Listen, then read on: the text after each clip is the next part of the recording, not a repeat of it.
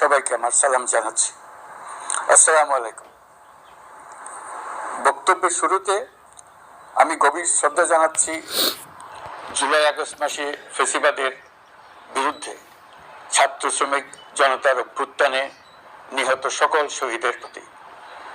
আমি আরো স্মরণ করছি তাদের যারা ফ্যাসিবাদী শক্তির প্রাণঘাতী অস্ত্রের সামনে হিমালয়ের মতো দাঁড়িয়ে অন্যায়ের প্রতিবাদ করে মৃত্যুকে আলিঙ্গন করেছে, আহত হয়েছে, পঙ্গুত্ব বরণ করেছে, হারিয়েছে তাদের চোখের দৃষ্টি।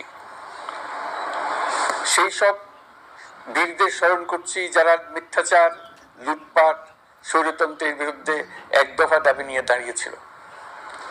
কৃতজ্ঞতা চিত্তে স্মরণ করছি আপনাদের ভাই বোনদের, আপনাদের সন্তানদের যারা এই বিপ্লবে অংশগ্রহণ করেছিল। প্রিয় দেশবাসী, আমি আগেও জানিয়েছি, আবারও জানাচ্ছি, গণ অভ্যুত্থানে সকল শহীদের পরিবারকে পুনর্বাসন করা হবে। সকল আহত শিক্ষার্থী, শ্রমিক জনতার চিকিৎসার সম্পূর্ণ ব্যয় সরকার বহন করবে। আহতদের দীর্ঘমেয়াদী এবং ব্যয়বহুল চিকিৎসা এবং শহীদদের পরিবারের দেখাশোনার জন্য স্বাস্থ্য মন্ত্রণালয়ের নেতৃত্বে একটি পূর্ণাঙ্গ তালিকা প্রস্তুত করা হয়েছে।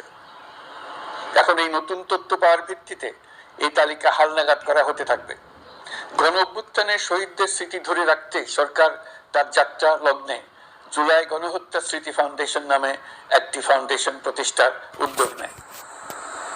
এখন সেই ফাউন্ডেশন তৈরি হয়েছে। সকল শহীদ পরিবার এবং আহতদের সর্বোত্তম চিকিৎসা সহ তাদের পরিবারের সম্পূর্ণ দায়িত্ব এই ফাউন্ডেশন গ্রহণ করছে।